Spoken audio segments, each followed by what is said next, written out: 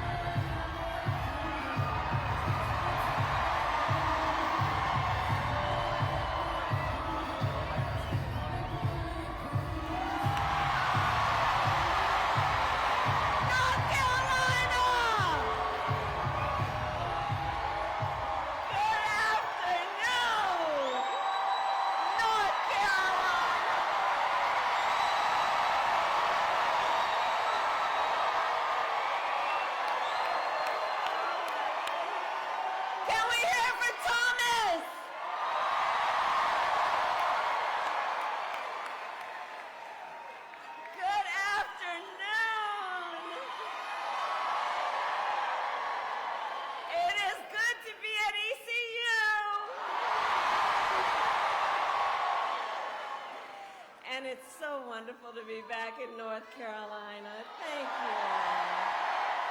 It is so good to see you. And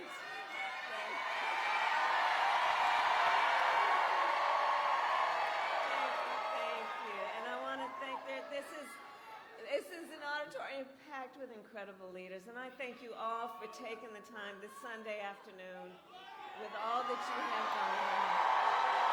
I thank you. I thank you. Thank you all. I want to also thank State Senator Smith, State Senator Hunt, your next Lieutenant Governor,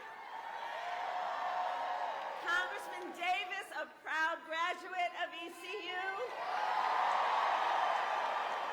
and let's elect Josh Stein as your next governor.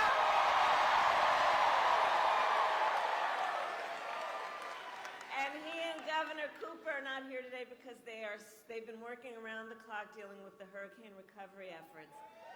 And we want to always thank them and all the incredible local, state, and federal leaders who have been working together for North Carolina. I was here 8 days ago in the aftermath of Hurricane Helene, and since then, of course, another powerful storm, Hurricane Milton, cut a path of destruction through Florida. And our hearts, I know, all of us, and our prayers go out to everyone who's been impacted by these storms.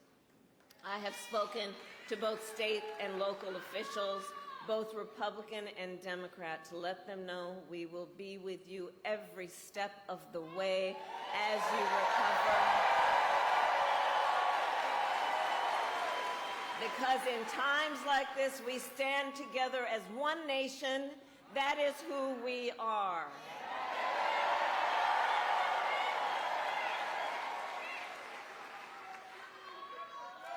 So, North Carolina,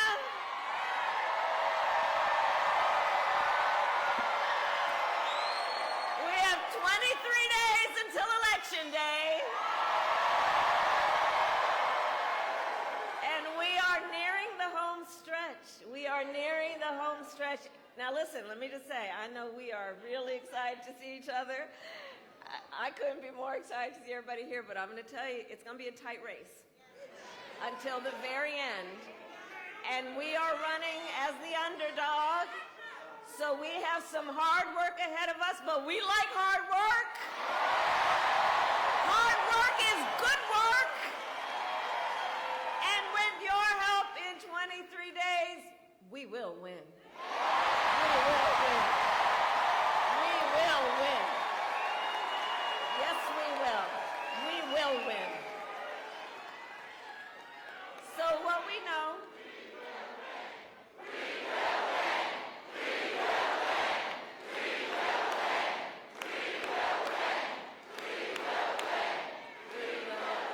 And here's why. And here's why. One of the reasons is that we all know, and we are gathered here together, because we know this election really is about two very different visions for our nation. One, his focused on the past. The other, ours, focused on the future.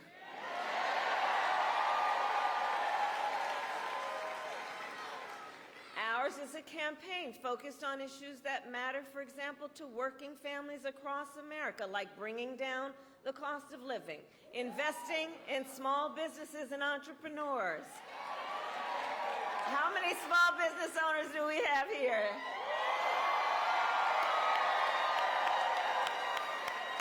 Thank you. We are focused on protecting reproductive freedom. We are focused on keeping our nation secure. But none of that is what we hear from Donald Trump. Instead, from him, we are just hearing from that same old tired playbook. He has no plan for how he would address the needs of the American people. He is only focused on himself. And he's not, but here's the thing, North Carolina, and he's not being transparent with the voters. He's not being transparent. So check this out. He refuses to release his medical records. I've done it. Every other presidential candidate in modern era has done it. He is unwilling to do a 60 Minutes interview. Like every other major party candidate has done for more than half a century. He is unwilling to meet for a second debate.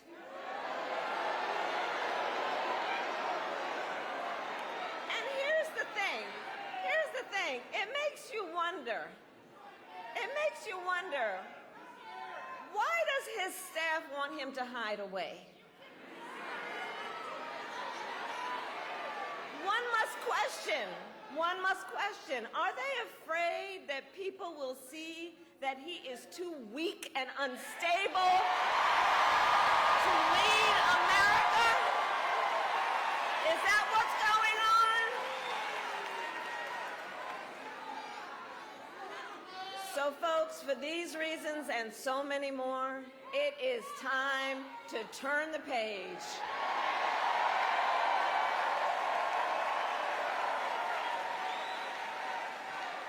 It is time to turn the page because America is ready to chart a new way forward, ready for a new and optimistic generation of leadership,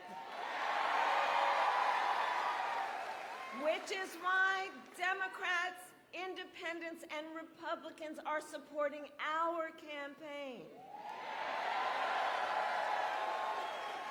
Because they and we know we need a president who works for all the American people.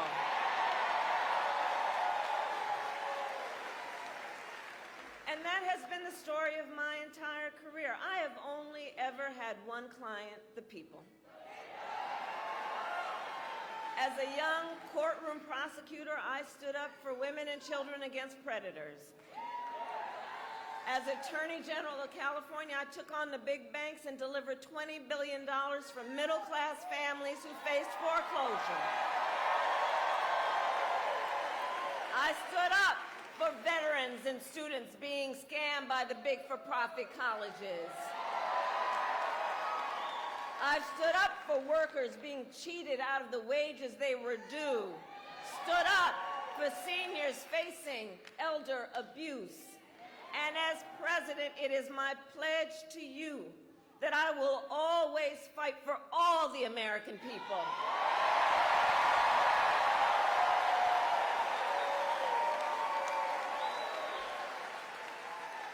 And together, we will build a brighter future for our nation.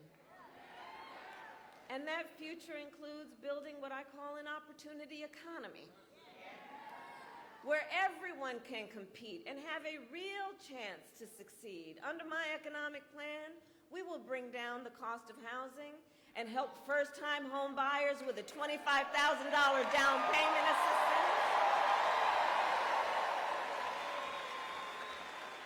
We will expand Medicare to cover home health care for seniors, so more seniors can live at home with dignity, and give more support to the sandwich generation, to those of you who are raising young children and taking care of your parents.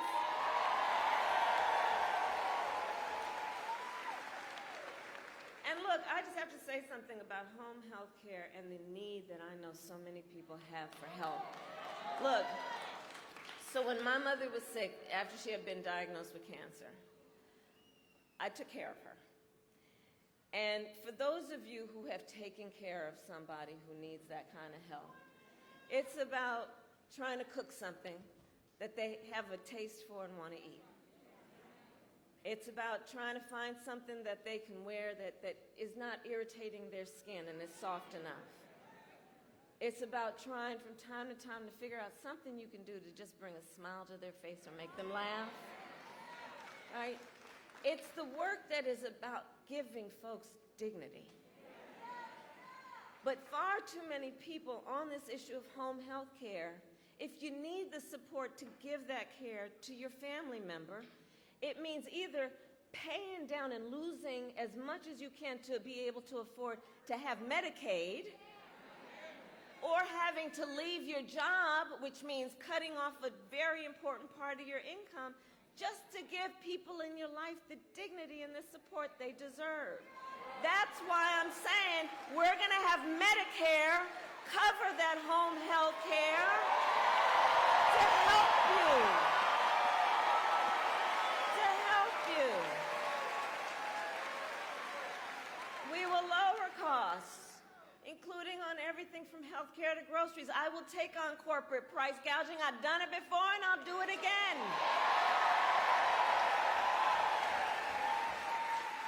I will give a middle-class tax cut to 100 million Americans, including $6,000 during the first year of your child's life, knowing that the vast majority of parents have a natural desire to parent their children well, but not always the resources to be able to do it.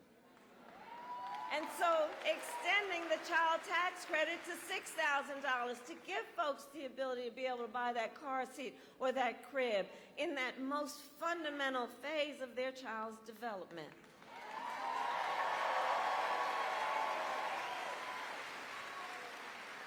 So all this to say, I will always put the middle class and working people first.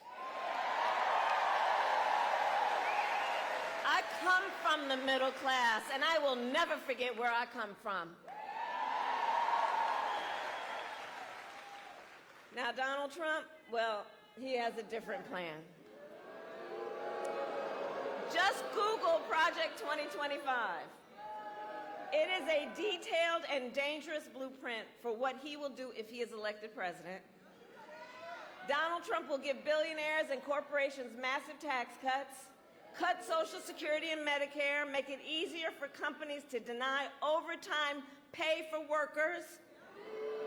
He would get rid of that $35 cap on insulin for seniors.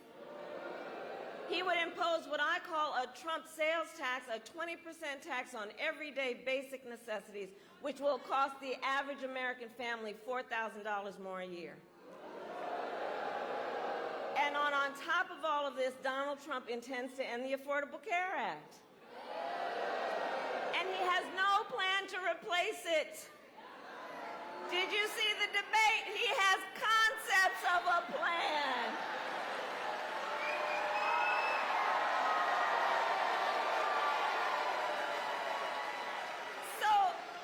So he's going to threaten the health insurance coverage of 45 million people based on a concept?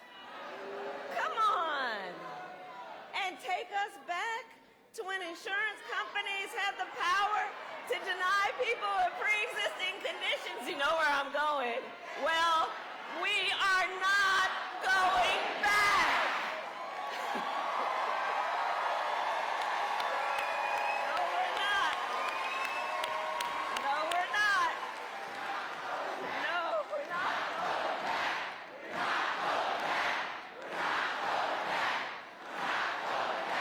Because we will move forward. Ours is a fight for the future, and it is a fight for freedom. Like the fundamental freedom of a woman to be able to make decisions about her own body and not have her government telling her what to do. Because we know Donald Trump hand-selected 3 members of the United States Supreme Court with the intention they would undo the protections of Roe v. Wade, and they did as he intended. And now, more than 1 in 3 women in America lives in a state with a Trump abortion ban, including right here in North Carolina. Many of these bans have no exceptions even for rape and incest, which is immoral to tell a survivor of a violation to their body that they have no right to make a decision about what happens to their body next. That's immoral. And let us agree, one does not have to abandon their faith or deeply held beliefs to agree it shouldn't be the government telling her what to do, not the government. If she chooses, she will talk with her priest, her pastor, her rabbi, her imam, but not the government telling her what to do. And when Congress passes a bill to restore reproductive freedom, as President of the United States, I will proudly sign it into law. Proudly. And North Carolina, across our nation, I'm telling you, I'm traveling, we are witnessing a full-on assault on other hard-fought, hard-won fundamental freedoms and rights, like the freedom to vote, the freedom to be safe from gun violence, the freedom to love who you love openly and with pride,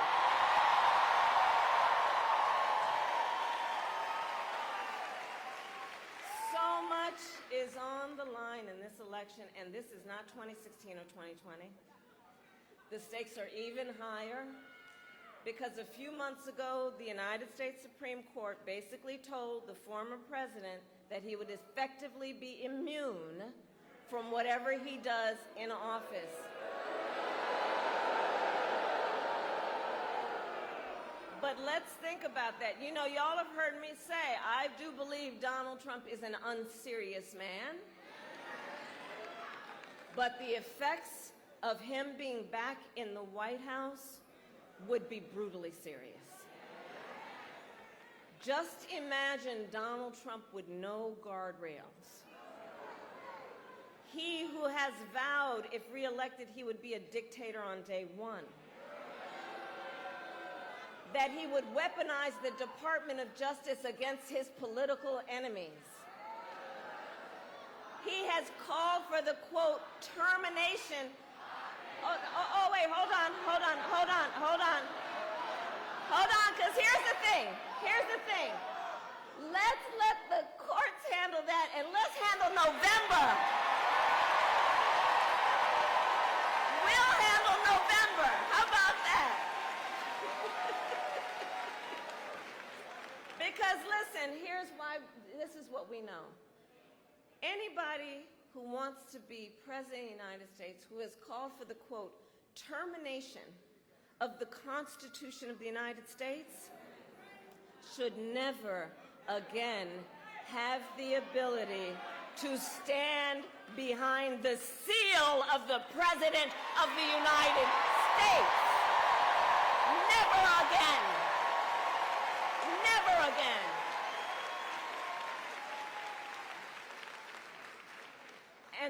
people who know him best know it. His former national security advisor, 2 of his former defense secretaries, his former chief of staff in the White House, his own vice president, have all warned America Donald Trump is unfit to serve.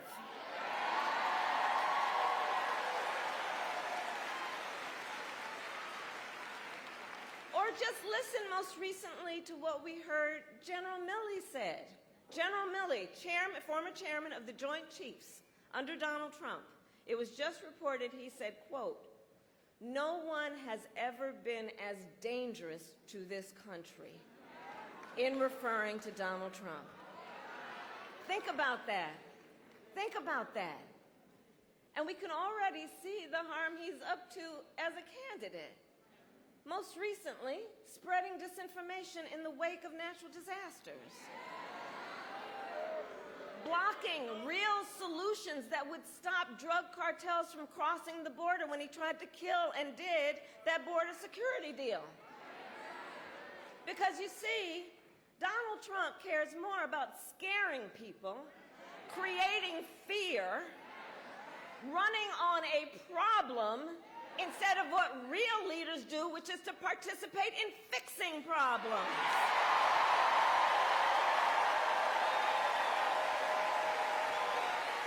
Well, I care about fixing problems.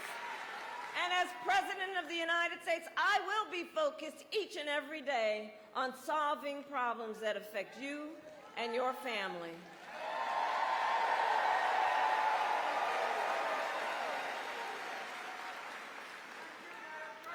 So North Carolina, it all comes down to this. We are here together this Sunday afternoon because we know what is at stake. We are here together this Sunday afternoon because we love our country. We love our country.